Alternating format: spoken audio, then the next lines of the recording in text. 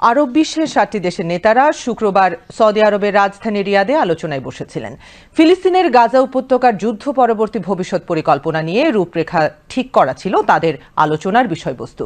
মার্কিন president Donald Trump এরই মধ্যে গাজা নিয়ে নিজের পরিকল্পনার কথা জানিয়েছেন। যুদ্ধ পরবর্তী গাজায় নিয়ন্ত্রণ প্রতিষ্ঠা করতে চায় ট্রাম্প প্রশাসন। গাজা জোরপূর্বক খালি করার পরিকল্পনা রয়েছে ট্রাম্পের। তার এমন পরিকল্পনার প্রতিক্রিয়ায় রিয়াদে বৈঠক করলেন আরব নেতারা গাজার নিয়ন্ত্রণ নিয়ে ট্রাম্পের পরিকল্পনা সরাসরি খারিজ করে দিয়েছেন। তাদের মতে এই পরিকল্পনা ফিলিস্তিনিদের আত্মনিয়ন্ত্রণের লক্ষ্যে কয়েক দশকের প্রচেষ্টাকে ব্যর্থ করে দেবে। সেই সঙ্গে এটা গাজার বাসিন্দাদের অধিকারকে পদদলিত করবে। এটি সহিংসতার আঞ্চলিক চক্রকে স্থায়ী রূপ দিতে পারে। আগামী 4 মার্চ মিশরের কায়রোয় আরব লীগের বৈঠক হওয়ার কথা রয়েছে। গতকালের বৈঠকে উপস্থিত আরব নেতারা আশা প্রকাশ করেন ওই বৈঠকে তাঁরা গাজার ভবিষ্যৎ নিয়ে একটি বিকল্প পরিকল্পনা হাজির করতে পারবেন।